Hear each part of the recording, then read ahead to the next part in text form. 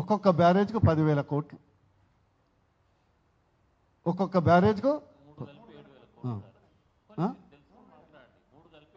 ఏది నేను అనుకుంటూ చెప్తున్నా మీతో పంపు మోటార్స్ ఎవ్రీథింగ్ అది వేరు కాదు.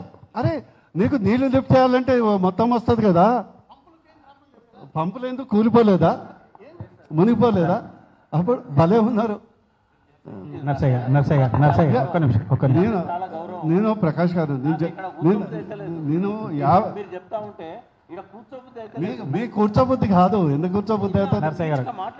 నేను కూర్చోబుద్ధి కాదు, నేను మాట్లాడ. అరే ఇంజనీరింగ్ సైడ్ నువ్వు చెప్పొద్దని మీరు నాకు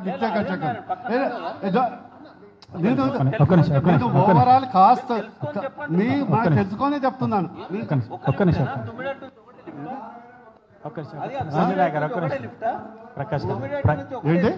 ప్రకాష్ గారు ఒక్క నిమిషం. దేనికి? నేను పంపులు రికరెన్స్ మెయింటెనెన్స్ దాని గురించి యావరేజ్ పంపు 3 యొక్క లిఫ్ట్స్ కావాలి మనకు. నీకు నువ్వు అబద్ధాలు నిజాలు మీరు చెప్పకండి. మీరు మాట్లాడేటప్పుడు నేను మాట్లాడినా మీరు బనకచర్ల కాకచర్ల వంకాయ చర్ల నీది గౌరవం మాట్లాడేటప్పుడు నేను చెప్పొచ్చు, నేను చెప్పొచ్చు. And don't try to interrupt.